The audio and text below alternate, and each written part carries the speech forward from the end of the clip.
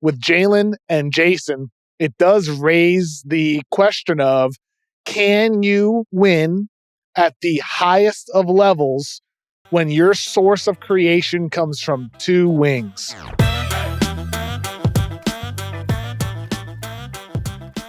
Joe Mazzulla's taken a tremendous amount of heat for good reason. He said after the game, I didn't have them ready to play. I didn't put them in the right mentality. It's my job to have them ready, connected. I didn't do that. We have to be ready, play physical, to execute. That is my job. I think we agree. I think it's fair to say we probably agree, Kevin. Yeah, as long as he buys what he's saying, I agree with him. Yeah, didn't have his team ready. Joe's got to go. They got to move on from Mazzulla. Simple as that. I don't think I'm typically on side of coaches and that players decide games, but when you watch that team is way too talented to be that disconnected, and to a team that lets go of the rope like that in the Eastern Conference Finals. That's a great way to put it. They let go of the rope. That's a great way to put it. Second quarter, whatever you want to say it, it felt like they just let go. Let go. I mean, they were down 93-63 after three quarters. Yeah. That's insanity. It's insanity. And a must win. And I'm not saying, look, those players, everybody just can't blame the coach. Like, they all got to look in the mirror, because in the end, there's not a strategy in the world that you're going to implement that makes up for that. Because that is letting go. Now, you could say they were disheartened because of their position that they were put in, whatever, but that's just that is intrinsic. Those players still, you can't be down 30 points through three quarters just because they don't have the proper strategies in order to succeed. They're too talented. Chris, I agree. I agree with you. I mean, like we've I've hammered Mazzulla on this podcast for weeks. I don't want to repeat, too much of that. Like, our listeners know, Mazzulla is not the coach for this team for a lot of different reasons. But putting that aside, they should move on from Mazzulla. They should hire one of the many veteran head coaches available: Nick Nurse, Monty Williams, Kenny Atkinson, whoever it's going to be. They should hire a new coach. Putting that aside, regardless of the new coach, this team fell short with Brad Stevens. They fell short with Ime Udoka. They're going to fall short officially probably on Tuesday night with Joe Mazzulla. So the Jayson Tatum, Jaylen Brown core will be on their fourth head coach. It's not just coaching. It's not just system. It's on those guys as well. And with Jaylen and Jayson, it does raise the question of, can you win at the highest of levels when your source of creation comes from two wings? That question pops up for the Celtics with Tatum and Brown. It comes up with the Clippers with Kawhi Leonard and Paul George. And I think for Boston, aside from the obvious stuff, Grant Williams, his free agency, what do you do there? Aside from the coaching stuff, some of the free agents and all that, the big number one question for the team is, what do you do with Jaylen Brown now that he's eligible for a 5-year, $295 million contract extension? Do you give him that money?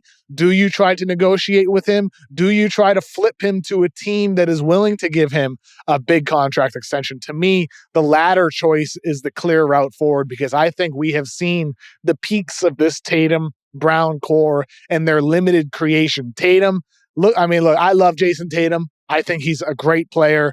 He's shown that throughout the postseason with some of his moments, but he, at this moment, looks more like a 1B than a 1A.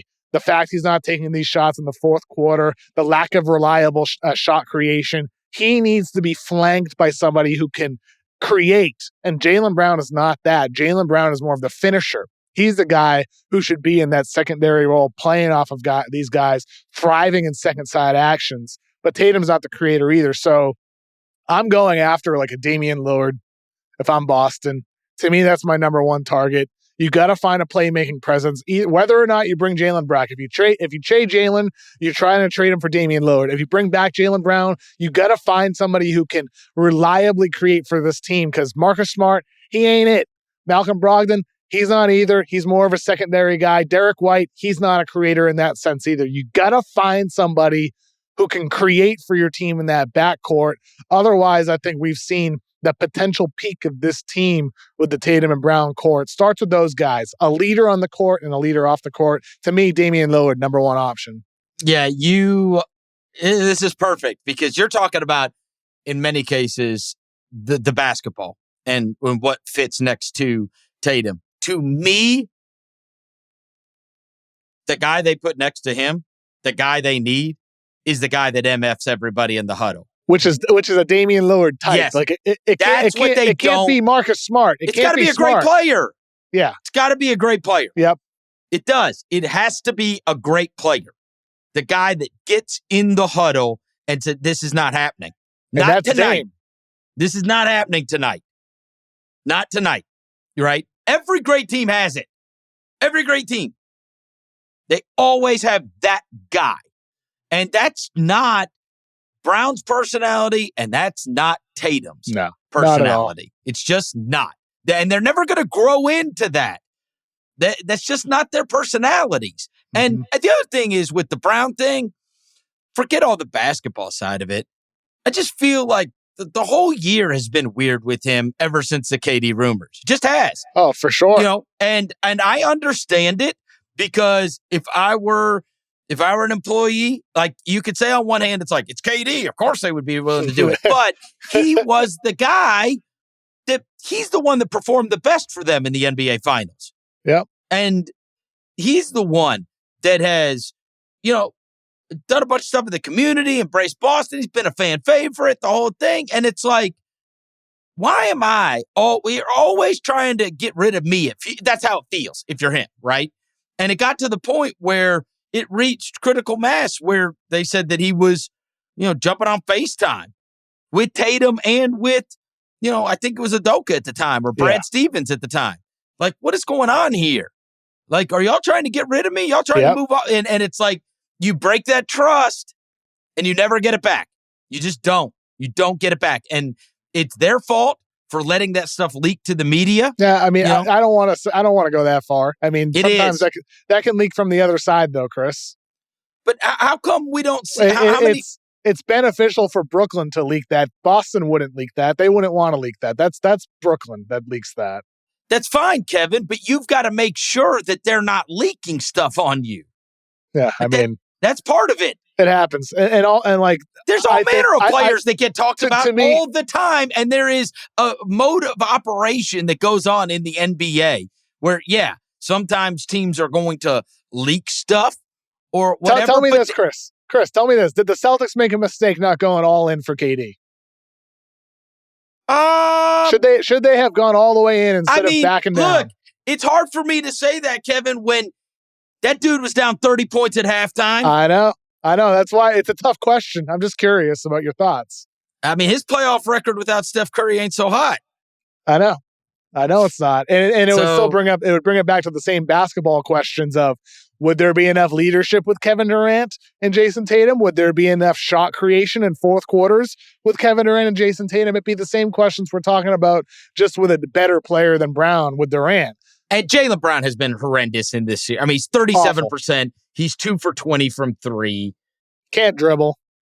And he is a perfect example of what's been going on with them. Kevin, we talked about this all year long with them. And this is, for the people that don't like what the NBA has become in terms of the amount of three-point shooting. And I remember that famous quote a couple of years ago where Greg Popovich lamented it. And he said, you could just look at one thing in the box score and I could probably tell you who wins the games now. Well, that is absolutely true with this Boston Celtics. While they were celebrated at the beginning of the season for just beating the crap out of teams, and Joe Math talking about the math of it, and that they're taking, not only were they taking 1 million threes, they were making 1 million threes. Yeah. And the start was unbelievable. It's like, wow, this guy has improved their offense, and it goes along with the already great defense, and this team is devastating, right? Well, here's the deal.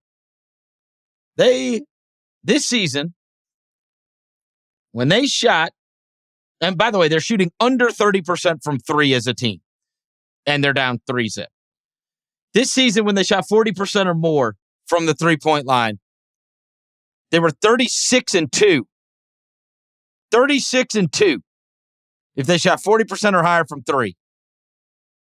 When they shot under 40%, they're 29-31. Whew. Decidedly mediocre, less than mediocre, under 500 basketball team. So while we can be flippant and say, hey, I could just look at one stat, like you really can with them. They're 36-2. You could just go look. Did the Celtics shoot 40% or higher from three?